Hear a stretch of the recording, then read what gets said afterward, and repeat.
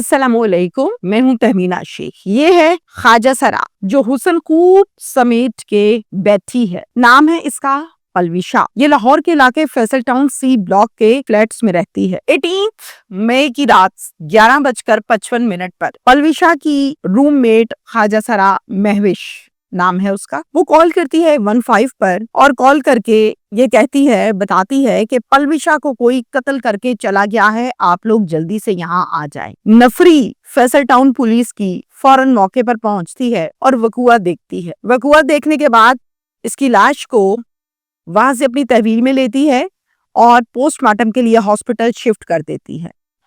Postmortem जब तक होना था और उसकी रिपोर्ट आनी थी, उससे पहले बहुत सी मालूमात, तफ्तीश, शवाहिद को इकट्ठा करना पुलिस की अव्वलीन जिम्मेदारी है।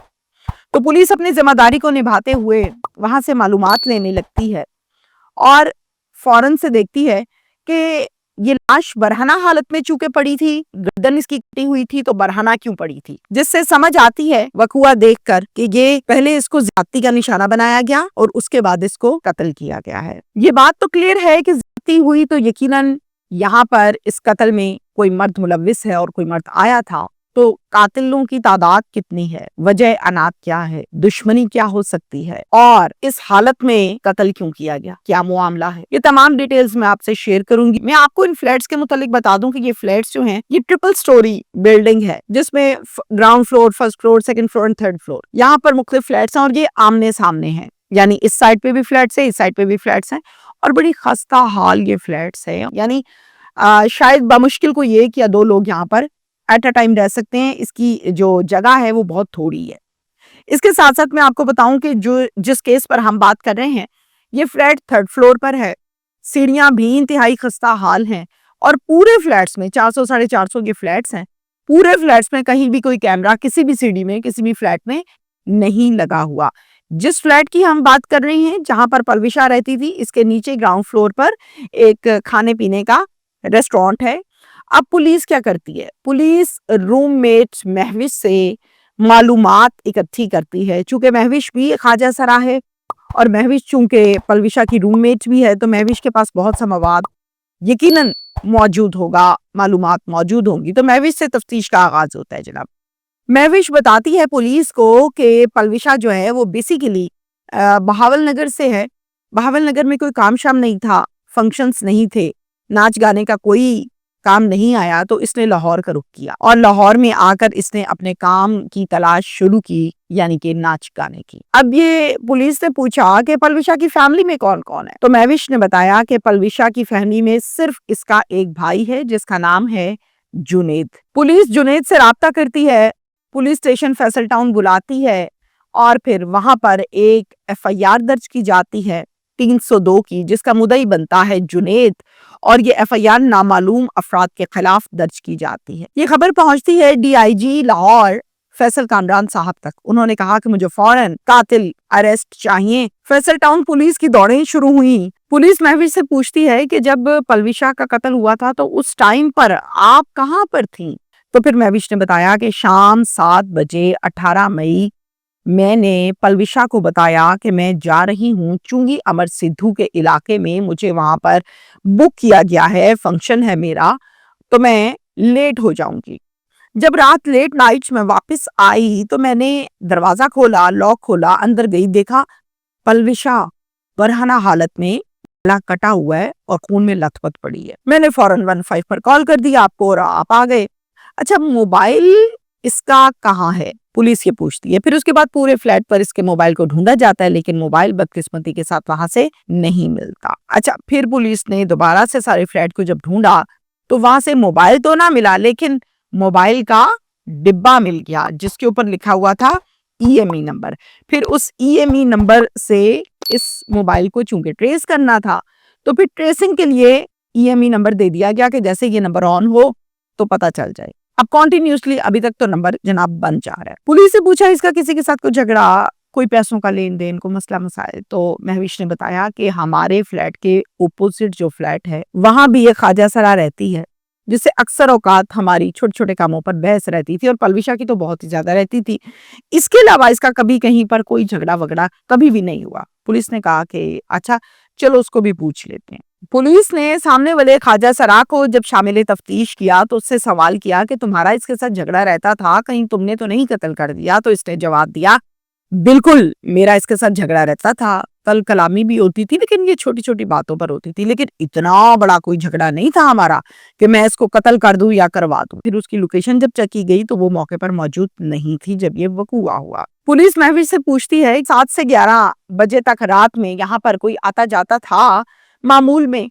तो जवाब आया कि एक लड़का है और वो पठान है, वो फिल्टर वाटर तमाम फ्लैट्स में सप्लाई करता है और वो तकरीबन 9 बजे के करीब आता है।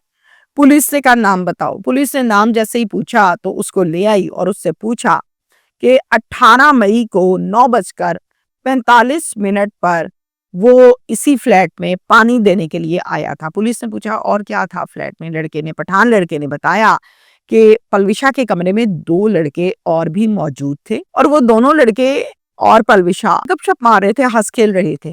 इसके अलावा मुझे कुछ नहीं पता। पुलिस ने कहा क्या तुम उन लड़कों को जानते हो? नहीं, मैं उन लड़कों को नहीं जानता। महविश से पूछा, हाँ महविश, वो 2 लड़के कौन थे? तुम तो रूममेट हो, तुम्हें तो पता होगा। तो जवाब आया कि एक को मैं जानती हूँ, उसका नाम है तारिक, और तारिक जो है वो पलविशा का पुराना दोस्त भी है, आशिक भी है और इसको बड़ा पसंद करता था और इसके साथ अक्सर फ्लैट पर टाइम भी स्पेंड करता था। दूसरा कौन है मुझे उसका नहीं पता, वो कौन है? पुलिस ने पूछा तारिक का नंबर शंबर पता है तुम्हें? कौन है? कहती नहीं, नंबर मुझे नहीं पता, बस इतना ही मुझे तो पता है। अब ये बात तो कंफर्म हो गई कि एग्जैक्टली टाइम भी वो है, 2 लड़के भी मौजूद हैं, तो कातिल इन दोनों में से एक तो डेफिनेटली है या फिर दोनों भी हो सकते हैं। अब पुलिस ने जो ईएमई नंबर ट्रेसिंग पर लगाया हुआ था वहां से पुलिस को एक कॉल आती है और वो बताते हैं कि ये ईएमई वाली डिवाइस चंद मिनटों के लिए ऑन हुई है, इसमें सिम डाली गई है और फिर फौरन से उसको बंद भी कर दिया गया है। फिर पुलिस ने आईटी डिपार्टमेंट के जरिए से उस सिम को ट्रेस किया कि किसका नंबर है, तो नंबर आ गया। जब नंबर आ गया तो नंबर की ऑनरशिप निकाली गई तो पता चला कि ये नंबर तारिक का है। अब जब चेक की गई लोकेशन तो मालूम हुआ कि ये नंबर और ये सिम और ये सब कुछ हॉल रोड की एक मोबाइल शॉप के ऊपर ऑन हुआ। जब पुलिस ने मजीद उसकी डिटेल्स निकाली और जाना तो पता चला कि हॉल रोड पर, चूंकि मोबाइल की शॉप्स है, अक्सर होगा जब आप मोबाइल को सेल परचेज के लिए जाते हैं तो आप मोबाइल को ऑन करके उसकी बैटरी, उसका रिजल्ट, उसका कैमरा, स्क्रीन को चेक करते हैं। तो इसी तरह से तारिक वहां पर गया इस मोबाइल को सेल करने के लिए, तो मोबाइल शॉप वाले को अपनी सिम इस मोबाइल में डालकर चेक करवाया कि मोबाइल बिल्कुल ठीक है और वहां पर इसको सेल किया और वापस आ गया, जबकि इसके अंदर मौजूद थी सिम पलविशा की जिसको ऑन नहीं किया गया। उसके बाद मैं आपको यहाँ पर बताऊं कि पुलिस ने फिर तारिक की तलाश शुरू की, रेड्स का आगाज किया और आखिरकार तारिक मुल्तान के एरिया से गिरफ्तार हो गया। अब ना सिर्फ तारिक गिरफ्तार हुआ बल्कि तारिक के साथ इसका एक और दोस्त जिसका नाम इम्तियाज है उसको भी पुलिस ने अपनी गिरफ्त में लिया। सवाल जवाब शुरू किए, तफ्तीश शुरू की तो इन दोनों ने इकबाले जुर्म कर लिया। अब हुआ क्या और तफ्तीश में क्या गुफ्तगू हुई वो बताता है तारिक कुछ इस तरह से कि मैं मुल्तान का रिहायशी हूँ, मुल्तान में ही काम करता था, लेकिन मुल्तान में मुझे कोई काम मिल नहीं रहा था।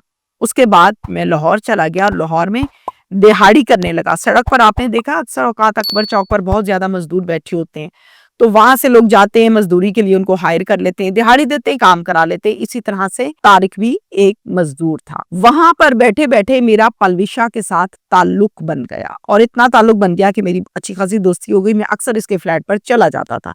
अब मेरे पास कोई काम नहीं था इन दिनों जिन दिनों पलविशा को मैंने कत्ल किया। मेरा चूंकि काफी सारा टाइम पलविशा के साथ गुजरता था तो मुझे पता था कि पलविशा एक फंक्शन से खूब सुथरे पैसे कमा कर लाई है। मुझे ये भी आइडिया था कि यकीनन इसने पैसे फ्लैट पर ही रखे होंगे। अब मेरे पास काम भी नहीं था, पैसे भी नहीं थे और मैं आया भी यहाँ पे मजदूरी करने था, तो मैं बड़ा परेशान सा था कि चलो इसके पैसे हैं, मैं मार लेता हूँ, इसके पीछे किसने आना है। मैंने अपने दोस्त के साथ मिलकर यानी कि इम्तियाज के साथ मिलकर एक प्लान बनाया और उस प्लान के मुताबिक हमने इसको कत्ल कर दिया। वो प्लान क्या था? वो प्लान कुछ इस तरह से था, सुनिए। कहता है 18 मई को यानी 18 मई को मैं गया फ्लैट के ऊपर और जाकर मैं पलविशा से गप्पे मारने लगा। मैंने पलविशा से कहा कि मैं वॉशरूम जा रहा हूँ, अभी आता हूँ। पलविशा कमरे में बैठी थी, पुराना ताल्लुक था, एतबार उसको मेरे पर खूब था। मैं गया और मैंने जाकर बाहर का जो दरवाजा है उसको खोल दिया और खोलकर मैं खामोशी से पलविशा के पास आ गया।